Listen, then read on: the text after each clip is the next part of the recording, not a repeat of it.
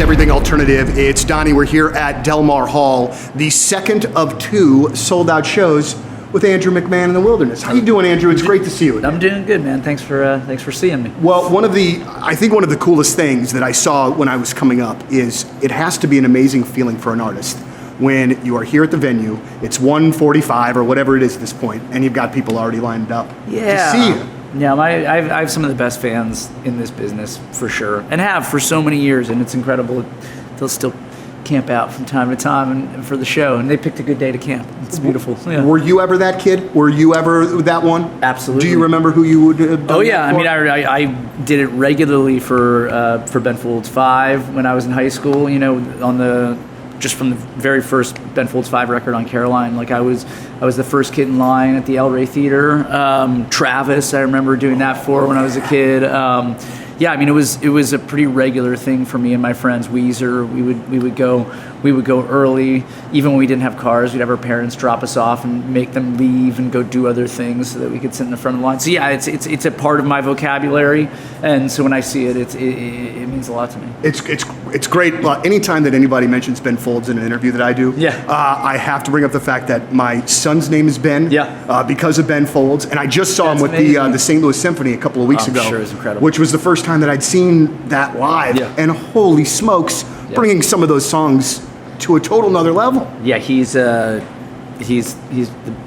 best. You know what I mean? You know, for me as a kid, you know, I grew up on Billy Joel and Elton John, and at the time when I was starting my first bands, Ben Folds had kind of come onto the scene, and it was like, oh, it kind of opened the door for a guy like me who plays piano to actually have a rock band with a piano and be taken seriously, you know, which there hadn't been a lot of that. Right. You know, prior to him, there was a huge kind of drop off of that, you know, other than guys like Rufus Wainwright maybe, you know, or Fiona Apple or something. Sure, it was just so amazing to me, and he's used the term a billion times before too, to hear punk rock with the piano. Yeah. The punk rock mentality with this guy just beating the hell out of this piano.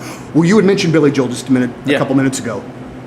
Andrew McMahon in the Wilderness, Billy Joel, Lambeau Field. I know, it's crazy. Wow. Yeah, I'm mildly terrified and super excited at the same time. You know, you know, he was my first idol.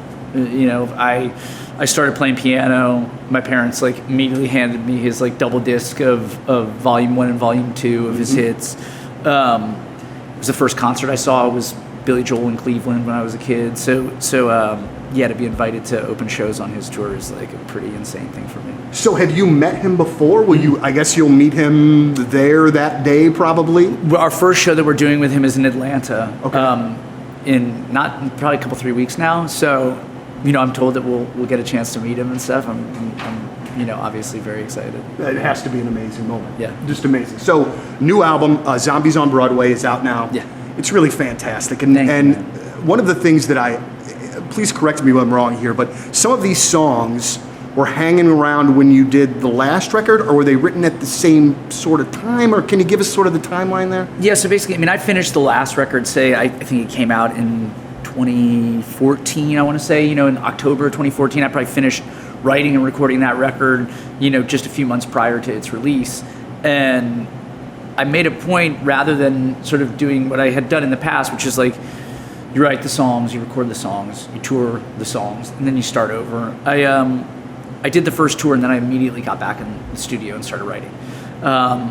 So in a weird way, this album, I think, is the mirror to the experience of that album's sort of arc of its kind of strange beginnings, where it was just like the core fans who knew Jack's Mannequin and Something Corporate, and who were like dedicated enough to follow me into this next project, you know, into this weird growth where Cecilia sort of over the course of a year and a half turned into, you know, the song that it did.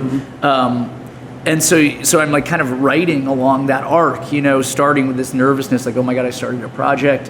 Is it going to fly? You know, am I going to, you know, sort of play the same rooms I've always played, or is this going to grow? Like, you know, there's just this, I think, this anxiety attached to like making this big change in my life that kind of got charted, and then all of a sudden this song succeeded and it became this celebration, you know. And so you hear these songs, there are these markers kind of along the way, songs like Dead Man's Dollar, which is very much the like, I'm working my ass off, is it going to pay off, into, you know, a song like Shot Out of a Cannon, which is like this very much this oh my gosh, like we're just hanging on by the seat of our pants, following this hit song around the country, and then the celebration where it sort of turns on me a little bit, and I, get a little burnt out and party a little too hard, and that's kind of where the record leaves you, is this moment of introspection about all that.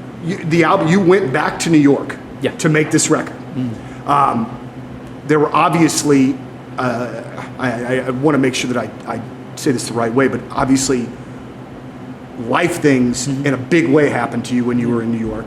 Why go back there? You know what I mean? And not to say that I get, wanting to see it again, but, part of me, when it's something that's that serious, that what you were dealing with, would not want to approach that again.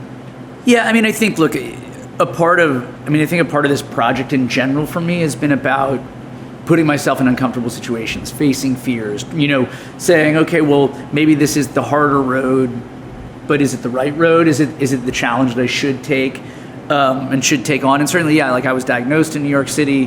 That's where I sort of, that was the backdrop, I think, of a story that was such a huge shift in my life, and leading up to the point in 2005 where I was diagnosed in the city, like there was very much a thought, because I had made Everything in Transit for Jack's Mannequin, it was like this West Coast record, and I really wanted to follow up to that record to be its like sort of East Coast counterpart, and I put that on the back burner, obviously, because there was a lot of baggage attached, I think, to New York at that point, and I didn't really feel comfortable going back. And I think with this record, I feel like, gosh, I'm more than 10 years out.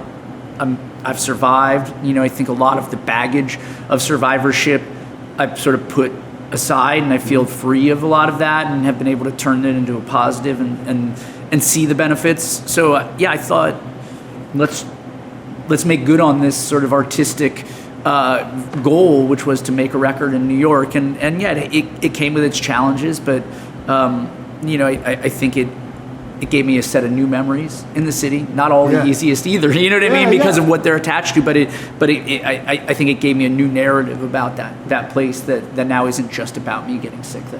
Very cool. Now, finally, I say this all the time when I interview guys in bands, people in bands. There is legitimately no way I could travel as much as you guys do, and the reason being, at this point in my life, I've got 3 kids. Right. If I'm gone from them for more than 3 days, I get homesick. I'm miserable. Gotcha. So you have got the family on the road with you. Yeah. That's so great. That's like a perfect world kind of situation. Would you be a bit like me or do you get a bit like me when you don't get to see them? Yeah, no, I go crazy without my girls. There's this, I'm really blessed that sort of the arc of my career is like led to this place where this is kind of a solo project, and I sort of get to call the shots in that sense. And it's like, okay, well, there's going to be spots on the bus for my family, and it makes touring a lot easier, obviously, just because you don't have this like lag between, when you get to call home and feeling this disconnection, which is really, it's a hard thing to be living 2 different lives away from the people that you care about the most. So no, it's made my life a lot easier for sure, and it's fun. It's an adventure, It's like getting to watch my daughter sort of grow up on and off the road, but getting to see her sort of view of these cities that I've been in a million times. It gives me a sort of a fresh perspective on them, and been to a lot more children's museums than I ever thought I'd go to. I bet you so. Yeah. Did you guys get to do anything in the last couple of days since you've been here? Well, we mostly hung. Last time we were in town, we did the City Museum. We have Tiff, who runs the Dear Jack booth, actually took Cecilia out to the City Museum yesterday, and we got to do like a actual proper date night, my wife and I. And we got to go eat some really good food over at the Four Seasons. We got invited to like eat a dinner there, which was a rare and fun thing. Yeah. Hey man, as a dad, you got to take advantage of those date nights when and where you get the opportunity to do that. They're few and far between on tour, so you definitely take advantage of them. Absolutely. Andrew, it's absolutely a pleasure. Thank you. The album is fantastic, and I can't wait to see you again tonight. Appreciate it. All right, Andrew McMahon, we're here at Delmar Hall.